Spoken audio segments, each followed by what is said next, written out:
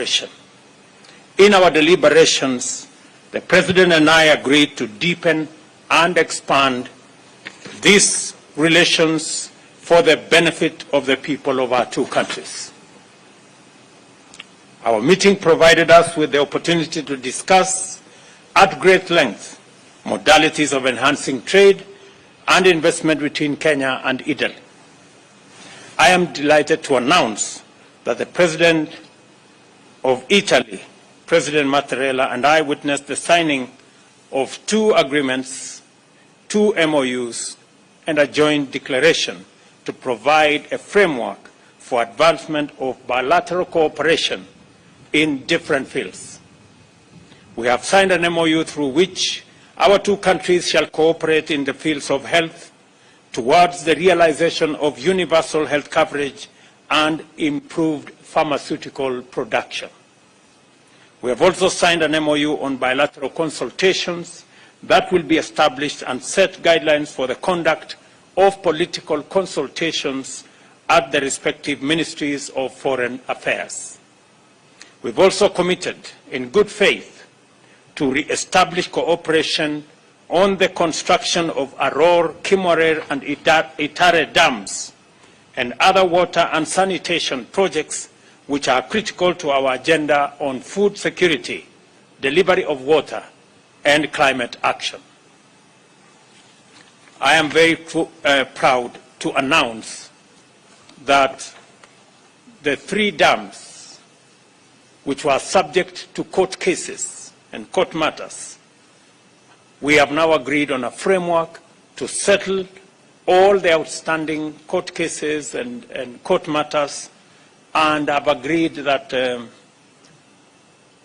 facilities that had been provided for the construction of these dams will be renegotiated so that we can provide for the delivery of the dams and the implementation of the projects. The government of Italy has also committed to advance 100 million euros in grants and soft loans covering projects in agriculture, development of MSMEs, housing and urban settlement, health, the digital superhighway, and the creative economy. This will be done through the Kenya-Italy multi-annual 5-year cooperation strategy on sustainable development.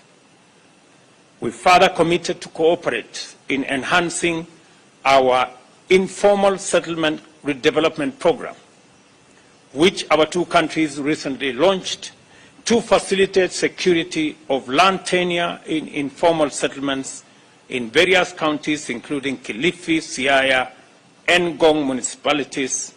And further, this is an opportunity to appreciate Italy for the Debt for Development program, which has provided tremendous support of water, health, education, and urban development programs.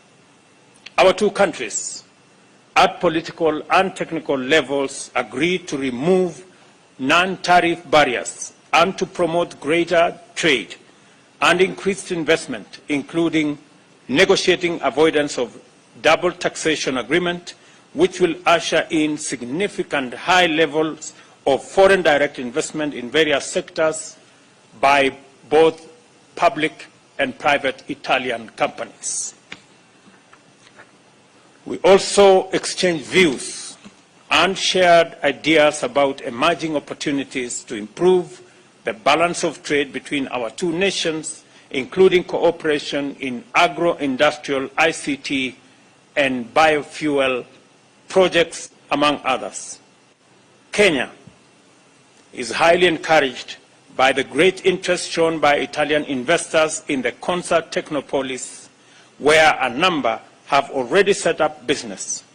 With this visit, we are confident that even more investors will take up the myriad of opportunities in the project, including the financing that was graciously extended to the government of Kenya by Italy for the horizontal development of facilities in Concert City.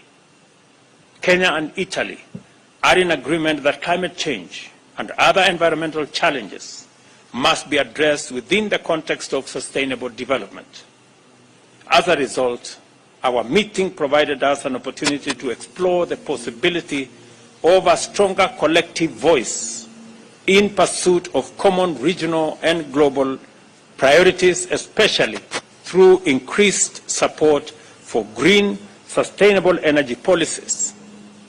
Kenya will use this understanding to seek partnership and investments with Italian firms, especially in the geothermal space. And later this month, there will be a conference that will profile opportunities in the green energy space between Kenyan and Italian companies. For Kenya and the world, especially countries in the global south, to successfully surmount the global crisis of climate emergency, that biodiversity loss and pollution, more and better financing is indispensable. We have therefore initiated the overdue conversation about the need to reimagine and reform the international financial system to make it responsive, climate sensitive, and fit for purpose. In consideration of the need to articulate the opportunities and pursue greater progress in the green agenda for Kenya and Africa, I have informed President Matarela that I am convening a climate action summit in Nairobi from August 4th to 6th September, this year, to which, Your Excellency, I invite you once again. I have assured the President of Kenya's strong position as a regional hub for investment, commerce, and other services, and the most attractive gateway to the East African COMESA and Africa Continental Free Trade Area markets.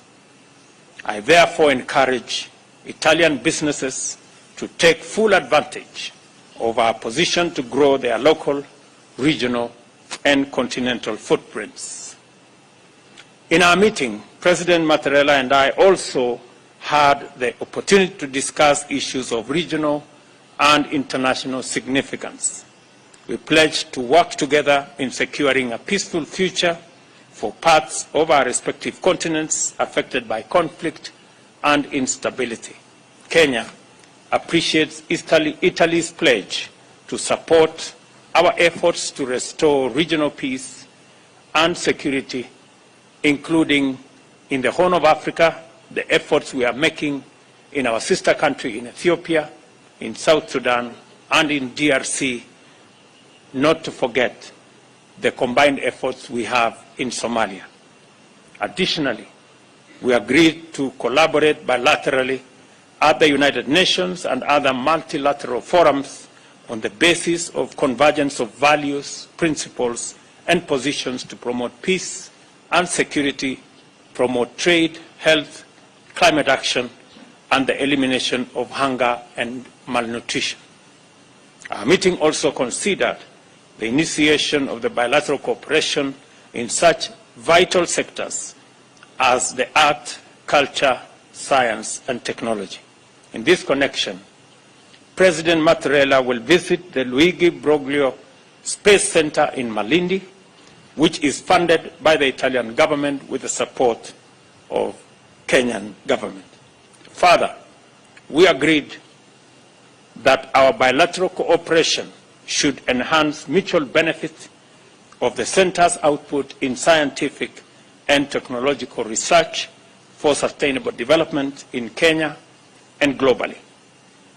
On this highly successful visit, President Matarela and I reaffirmed the strong bonds of friendship and solidarity that hold our nations and peoples together. This state visit is a clear demonstration of the commitment we share to enhance bilateral ties through continuous dialogue and sustained exchange of knowledge. Once again, I thank you, President Matarela, for the honor of your visit and for the fruitful deliberations and productive engagements we have undertaken today. You have made tremendous contribution to the historic project of growing the bilateral relations between Kenya and Italy and in driving our national socio-economic transformation together.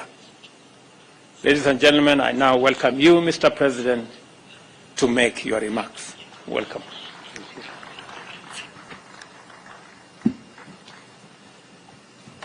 Desidero anzitutto ringraziare molto il First of all, allow me to Ruto per thank la President Ruto very much